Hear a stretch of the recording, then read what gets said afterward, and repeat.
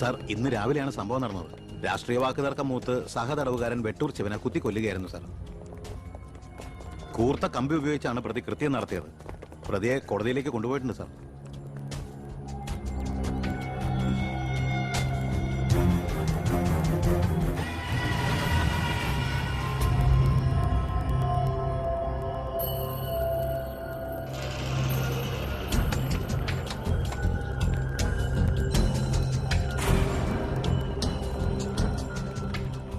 ഒന്നുകിൽ ദൈവം അച്ഛനെ കേസിൽ നിന്ന് രക്ഷിച്ചു, അല്ലെങ്കിൽ അച്ഛൻ സമർത്ഥമായി സ്വയം രക്ഷപ്പെട്ടു. പ്രസാദ് വധക്കേസിൽ ഒന്നാം പ്രതി കൊല്ലപ്പെട്ട സാഹചര്യത്തിലും രണ്ടാം പ്രതിക്ക് ഒന്നാം പ്രതിയുമായുള്ള ബന്ധം സംശയാതീതമായി കോടതിക്ക് മുമ്പാകെ തെളിയിക്കാൻ പ്രോസിക്യൂഷന് കഴിയാത്തതിനാലും രണ്ടാം പ്രതി ബാലഗംഗാധര മേനോനെ കോടതി നിരുപാധികം വിട്ടയക്കുന്നു.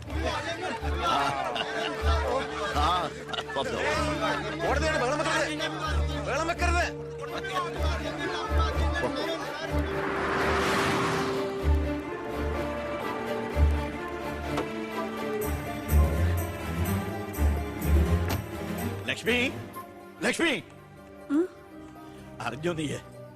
ഞാൻ കേസ് ജയിച്ചടി. ഞാൻ നിരപരാധിയാണെന്ന് കോടതിക്ക് ബോധ്യായി.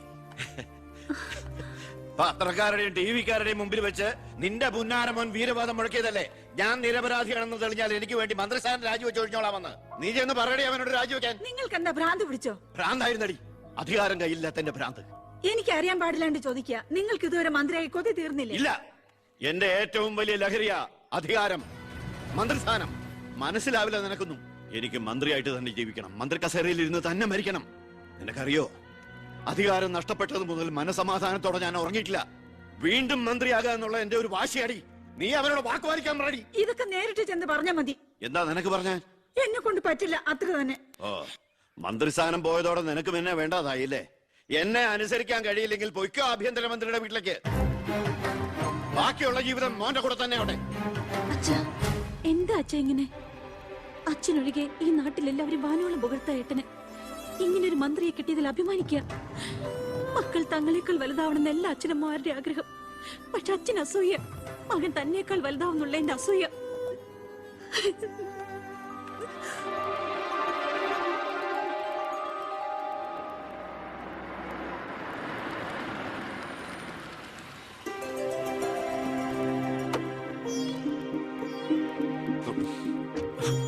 അമ്മേ, ശാരി, ഇതാരാ വന്നിരിക്കുന്നത് നോക്കിയേ.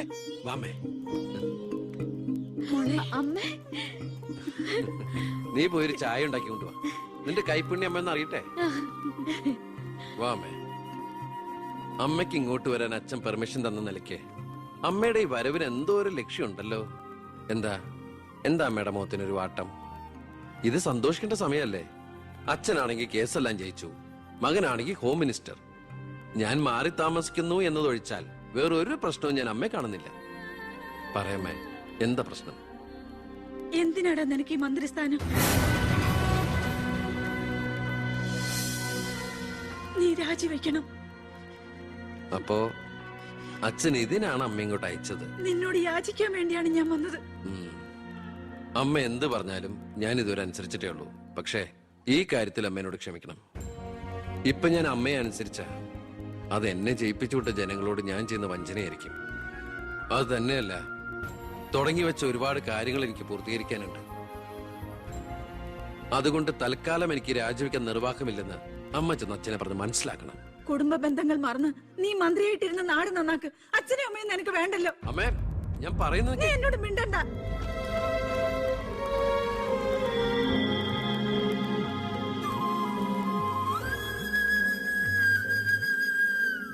ഇല്ല, അവൻ രാജിവെക്കില്ല. അവൻ രാജിവെക്കുമെന്ന് കരുതിയ നമ്മളാ മണ്ടന്മാർ. ചക്കരക്കുടത്തിലല്ലേ കൈയിട്ടിരിക്കുന്നത്. അധികാരത്തിന്റെ മത്ത് പിടിപ്പിക്കുന്ന സുഖം അവനും അനുഭവിച്ചു കഴിഞ്ഞു. ഇനി അച്ഛന് വേണ്ടി സ്വന്തം സുഖങ്ങൾ ഉപേക്ഷിക്കാൻ മാത്രം വിഡ്ഢിയൊന്നും അല്ലവൻ. സ്വന്തം കുടുംബത്തിൽ വരെ റെയ്ഡ് നടത്തി അവൻ പ്രശസ്തി പിടിച്ചു പറ്റിയില്ലേ? ഇപ്പൊ പത്രക്കാരും ചാനലുകാരും എന്തിന് പ്രതിപക്ഷം വരെ അവനെ പൊഴുത്തുകയല്ലേ? അവൻ നാട് നന്നാക്കുക എന്തു വേണമെങ്കിലും ആയിക്കോട്ടെ, പക്ഷെ നമ്മുടെ കുടുംബത്തിലെ ഒരു അംഗമെന്ന ഒരു പരിഗണന ഇനി അവന് കൊടുക്കാൻ പാടില്ല. അച്ഛന്റെ മനസ്സറിയാൻ കഴിയാത്തവന് പടിക്ക് പുറത്താ സ്ഥാനം. അച്ഛൻ നോക്കിക്കോ, ഈ ചിറ്റാരിക്കര മണ്ഡലത്തിൽ വീണ്ടും ഒരു ഇലക്ഷൻ ഉണ്ടാവും അച്ഛന് മത്സരിക്കാൻ വേണ്ടി. അച്ഛൻ മുഖ്യമന്ത്രിയാകുന്നത് എനിക്ക് കാണണം. എങ്ങനെ? പുരയ്ക്കുമേതെ ചാഞ്ഞു നിൽക്കുന്നത് പൊന്നു കായ്ക്കുന്ന മരമാണെങ്കിൽ പോലും അത് വെട്ടിക്കളയണമെന്ന പ്രമാണം.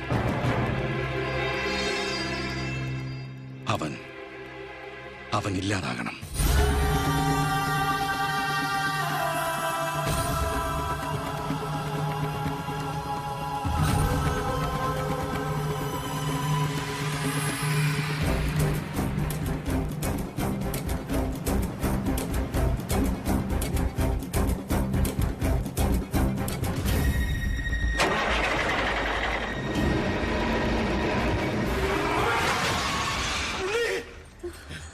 എന്താ എന്ത് പറ്റി?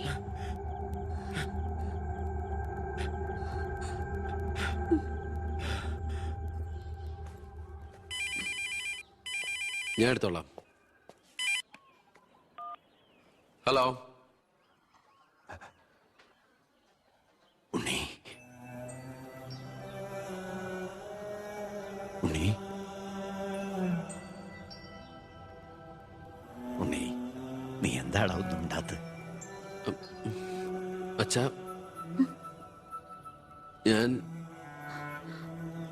എനിക്ക് നിന്നെ ഒന്ന് കാണണം.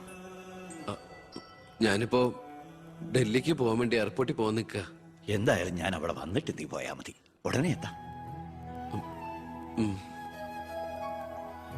അച്ഛനാ,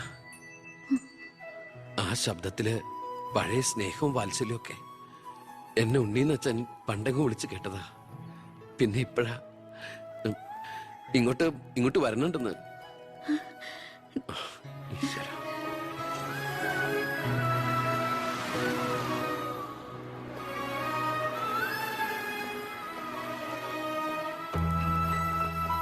ഞാൻ കാരണം നിന്റെ യാത്ര ബുദ്ധിമുട്ടായി അല്ലേ? ഇല്ല, ഞാനത് അടുത്ത ഫ്ലൈറ്റിനാക്കി. ഓഹോ, വരൂ അച്ഛാ. പെട്ടെന്ന് കാണണമെന്ന് പറഞ്ഞപ്പോ നീ ഒന്ന് പകച്ചു.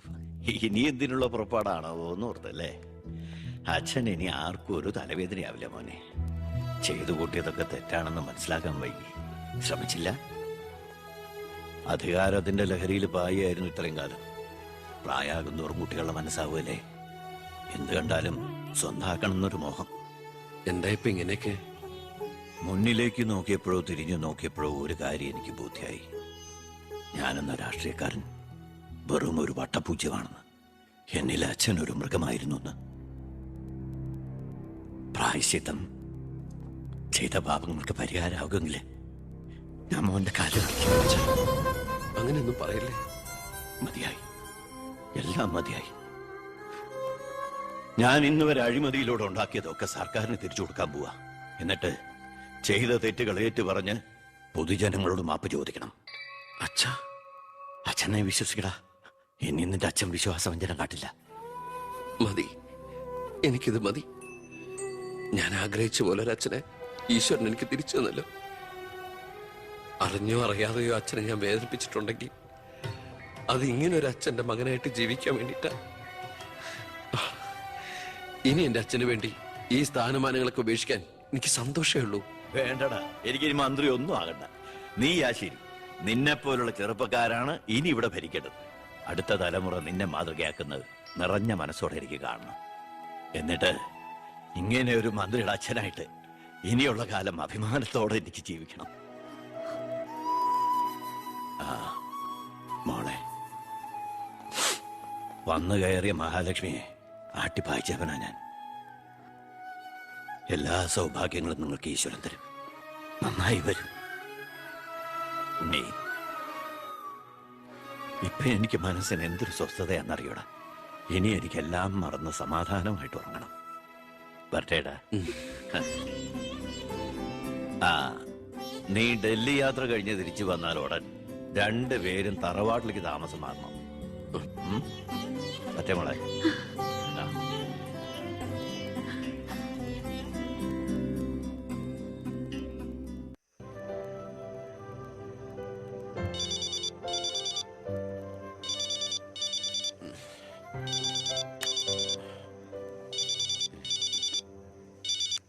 ഹലോ,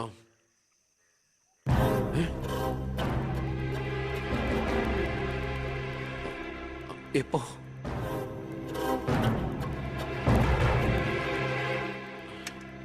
മുൻ വിദ്യാഭ്യാസ മന്ത്രി ബാലഗംഗാധര മേനോൻ കാർ അപകടത്തിൽ കൊല്ലപ്പെട്ടു.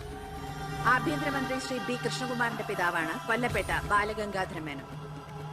സംഭവ സ്ഥലത്തു നിന്നും ലോറി ഡ്രൈവറും ക്ലീനറും ഓടി രക്ഷപ്പെട്ടു. മൃതദേഹം പോസ്റ്റ്മോർട്ടത്തിന് ശേഷം ചിറ്റാരിക്കരയിലുള്ള സ്വവസതിയിലേക്ക് കൊണ്ടുപോകും.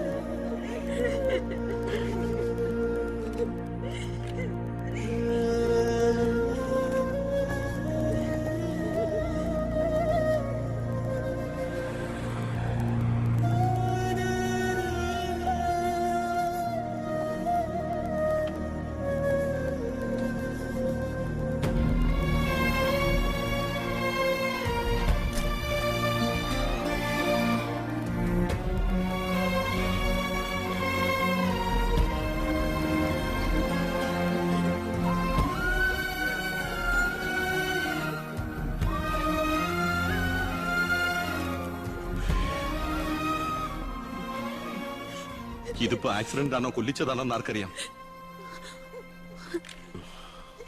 അധികാരം ഒഴിഞ്ഞു കൊടുക്കാതിരിക്കാൻ വേണ്ടി സ്വന്തം മകൻ തന്നെ കൊല്ലിച്ചതാണെന്ന് എല്ലാരും പറയുന്നേ. അയ്യോ,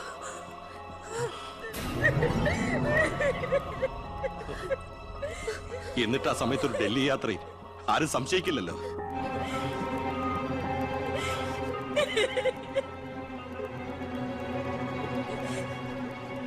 അമ്മേ, അച്ഛനേക്കാൾ വലുതാണോടെന്ന് എനിക്ക് അധികാരം, മന്ത്രിസ്ഥാനം. അച്ഛനെ എതിർത്ത് ഒടുവിൽ നീ സ്വന്തം അച്ഛനെ. അമ്മേ, എനിക്ക് നിന്നെ കാണണ്ട, പോ എന്റെ മുമ്പിൽ നിന്ന്.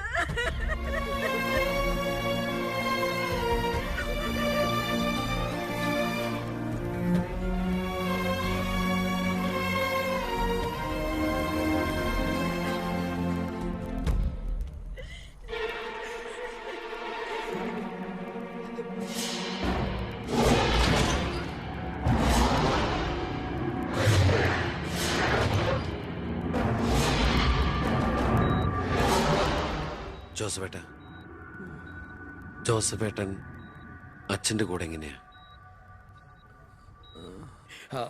താനിതെങ്ങോട്ടാ? ഞാൻ അങ്ങോട്ടാ? അങ്ങോട്ട് അല്ല, ഇങ്ങോട്ട്. കയറോ വണ്ടിയില്. ഇങ്ങോട്ട് കയറോ. ആള് മാറിപ്പോയില്ലല്ലോ. ഞാൻ ജോസഫാ. തന്നോട് വണ്ടി കയറാനല്ലേ പറഞ്ഞേ?